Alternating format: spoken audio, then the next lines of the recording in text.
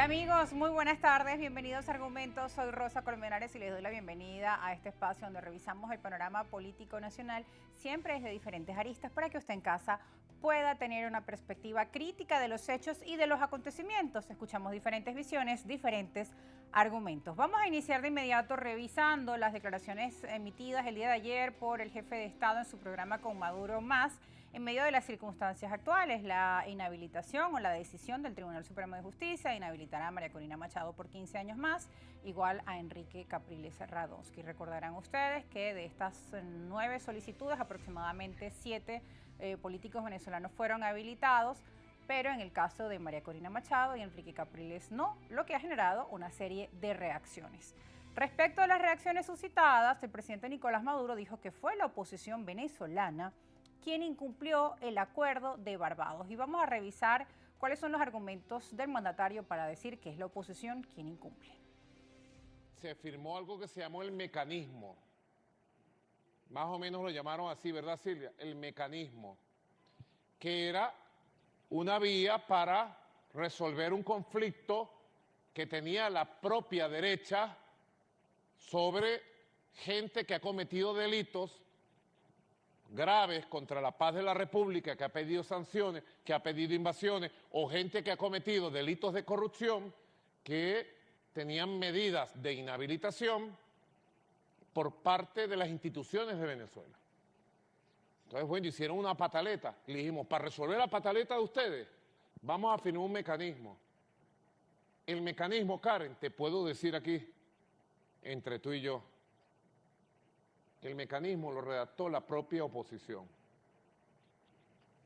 Lo que se firmó como mecanismo para la resolución de ese conflicto, lo firmamos, pero fue redactado por ellos. Y trajeron redactado, Jorge Rodríguez me lo consultó, yo le dije, fírmalo.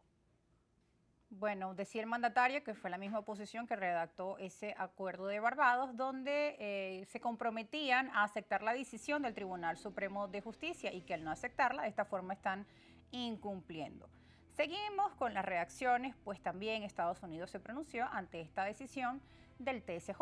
El día de ayer tenemos aquí las palabras del portavoz del Departamento de Estado de Estados Unidos a través de su cuenta en la red social X, Mateo Miller, dice: En respuesta a las acciones antidemocráticas de los representantes de Maduro, Estados Unidos ha revocado el alivio de las sanciones para el sector aurífero de Venezuela. El alivio para los sectores de petróleo y gas venezolanos se renovará en abril, solo si los representantes de Maduro cumplen con sus compromisos.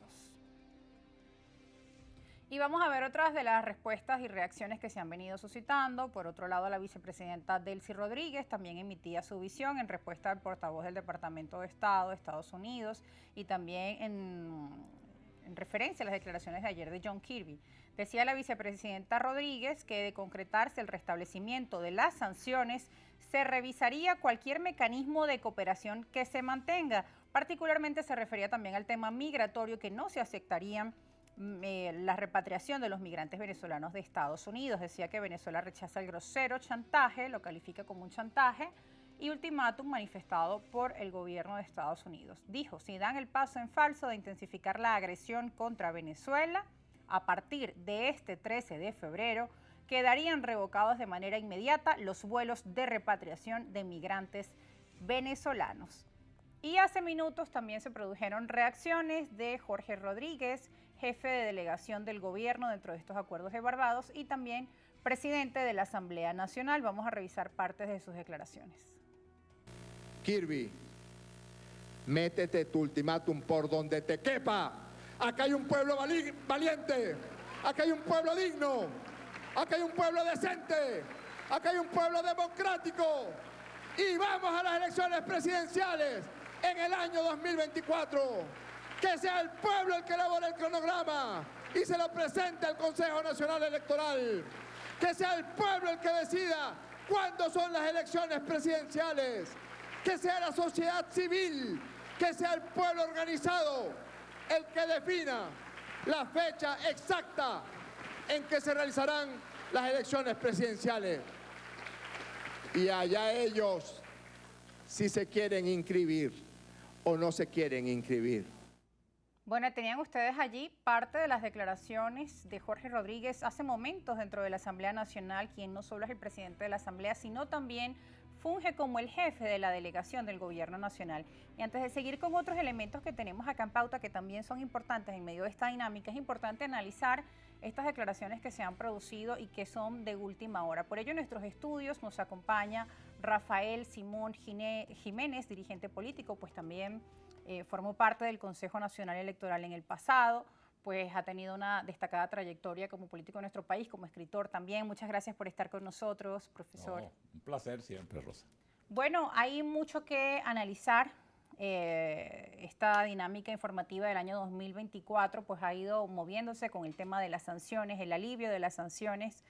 Los economistas auguraban un 2024 de crecimiento para nuestro país. Sin embargo, esta dinámica económica siempre está marcada por el tema político, por el tema de las sanciones y esta serie de negociaciones entre el gobierno y la oposición y la intermediación también o la participación de Estados Unidos en medio de estas negociaciones. Acuerdos de Barbados resultaron finalizando el año pasado con alivio de sanciones, pero ahora todo esto se puede revertir tras la decisión del TSJ de mantener la inhabilitación de María Corina Machado.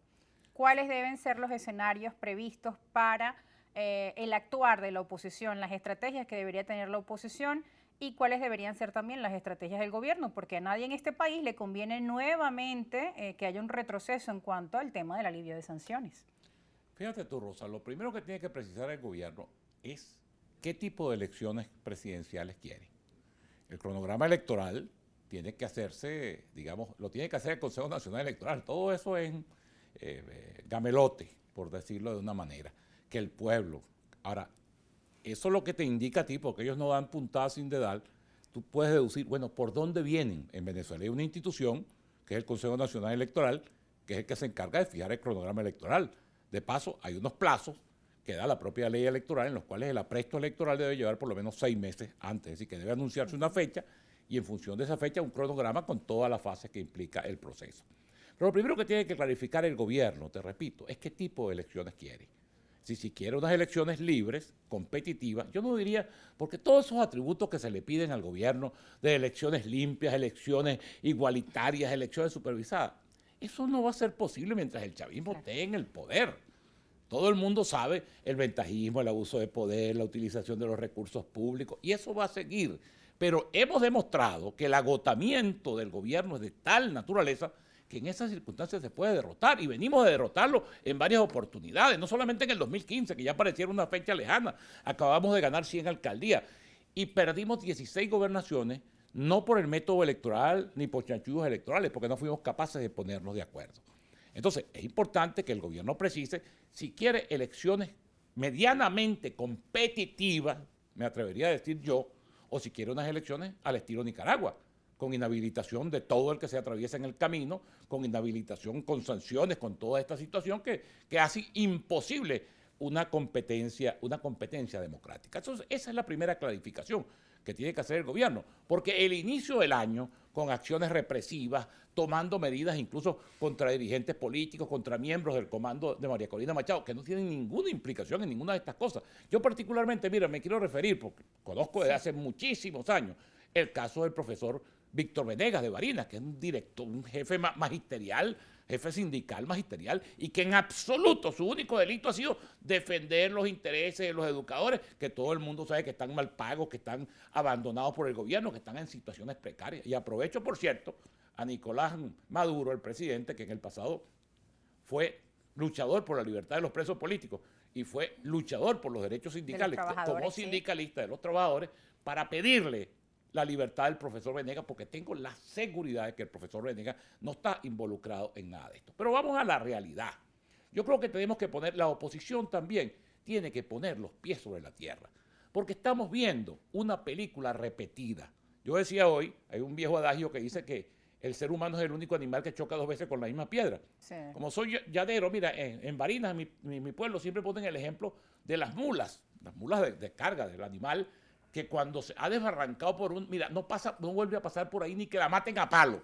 El ser humano no, el ser humano choca con la misma piedra, comete el mismo error y lo reitera. Es lo que ha pasado en estos 25 años de errores acumulados que ha permitido que este gobierno, con todas sus desastrosas consecuencias, se prolongue, digamos, en el tiempo. Entonces mira, esto es algunos dicen finamente un déjà vu. Yo diría una película repetida. El gobierno viene a provocar a la oposición para generar abstención, es lo que ha generado, como pasó en el 2018, cuando la oposición le regaló, el señor Nicolás Maduro está allí, porque la oposición le regaló eso con la abstención y celebraron, ¡ay, ganó la abstención! Bueno, la abstención ha sido 6 años de hambre, de miseria, de represión, de presos políticos, toda esta situación. Entonces, la oposición tiene que poner los pies sobre la tierra. Hay una candidata que es María Corina Machado, eso es incuestionable. Además, es el resultado de un proceso electoral que se cumplió en un sector de la oposición, pero esa es la candidata. Ahora, eso tiene que verse con realismo. Yo creo que María Corina tiene derecho de ejercer toda su protesta, no sé cuál será el final. Hasta el final, no sé, bien. pero es que yo no sé cuál será el final. Algunos de los que están con ella ya están sabiendo cuál es el final, porque hay 4 o 5 jefes de campaña regionales que están perseguidos o están presos. La propia gente esta que en el canje con Alex Saab lograron salir. Es decir, pero aquí lo más importante, Rosa, y eso no se puede perder la vista, es que los venezolanos rescatemos la democracia.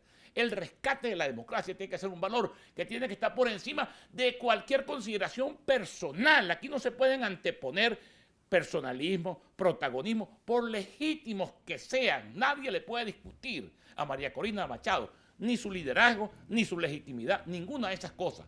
Pero también tenemos que poner los pies sobre la tierra, porque ¿a dónde quiere conducirnos el gobierno? Es un juego descubierto facilito.